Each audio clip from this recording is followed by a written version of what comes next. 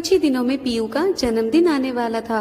PU को हर साल उसके पापा और मम्मी कुछ खास उपहार देते थे। पीयू सोच रही थी भला इस बार उसे क्या उपहार मिलने वाला है। पीयू ने मम्मी से पूछा, मम्मी मम्मी, मुझे आप इस बार जन्मदिन पर क्या उपहार देंगी? मम्मी ने कुछ सोचकर कहा, क्यों ना तुमको एक दोस्त उपहार में दे दूं। यह सुनकर पीयू बहुत खुश हुई और बोली, सच मम्मी, आप मेरे लिए एक दोस्त लाओगी? क्या नाम है उसका? अब सो जाओ पीयू, कल सुबह तुमको मैं तुम्हारा दोस्त दूंगी। पीयू को तो नींद ही नहीं आ रही थी। वह सोचने की कोशिश करती कि भला कल उसे क्या ऐसा खास उपहार मिलने वाला है। वह सोचती कि क्या मम्मी पापा उसे एक प्यारा सा पिल्ला देंगे या प्यारी सी बिल्ली, या क्या पता कुछ रंग बिरंगी मछलियों का एक्वेरियम। सोचते सोचते जाने कब उसे प्यारी सी नींद आ गई और पीयू गहरे नींद में सो गई। अगले दिन पीयू की मम्मी ने उसका उपहार दिया। पीयू, यह देखो तुम्हारा दोस्त। यह क्या मम्मी? यह तो एक छोटा सा पौधा है, इसका नाम क्या है? मम्मी ने कुछ सोचकर कहा, इसका नाम है लंगड़ा। यह भला कैसा नाम हुआ? मुझे तो यह लंगड़ा नहीं लगता और मुझे तो इसके पैर भी नहीं दिख रहे। मैं इसका नाम रखूंगी नन्हे मियाँ। यह इस छोटे से गमले में क्यों है? क्योंकि यह अभी एकदम नन्हा सा है पीयू।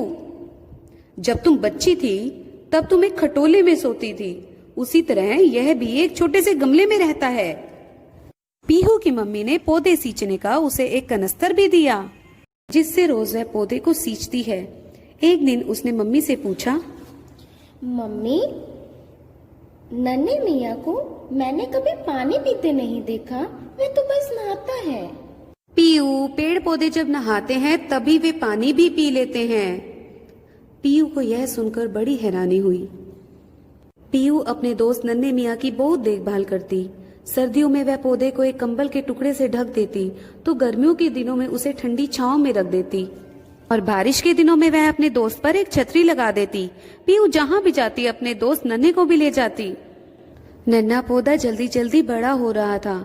पीयू ने पौधे को कहा, तुम तो इतने बड़े हो गए हो, अब ये गमला तुम्हारे लिए छोटा पड़ जाएगा।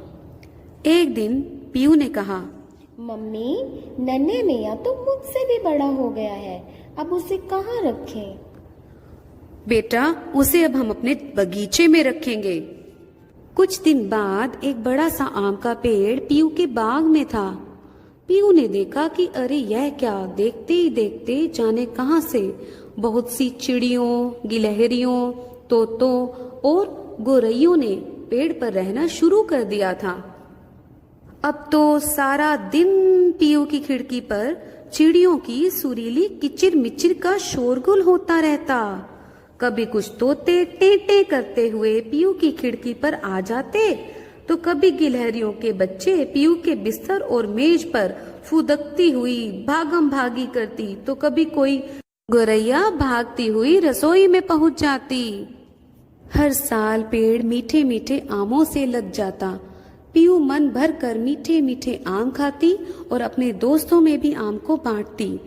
उसने मम्मी से कहा, मम्मी मम्मी, मेरे दूसरे सभी दोस्तों के सारे उपहार तो जल्दी टूट गए या खराब हो गए, पर आपका यह उपहार तो मेरे साथ बहुत बहुत दिनों तक रहेगा। पीयू ने पेड़ पर एक झूला भी डाल दिया था। वह तो बहुत खुश थी।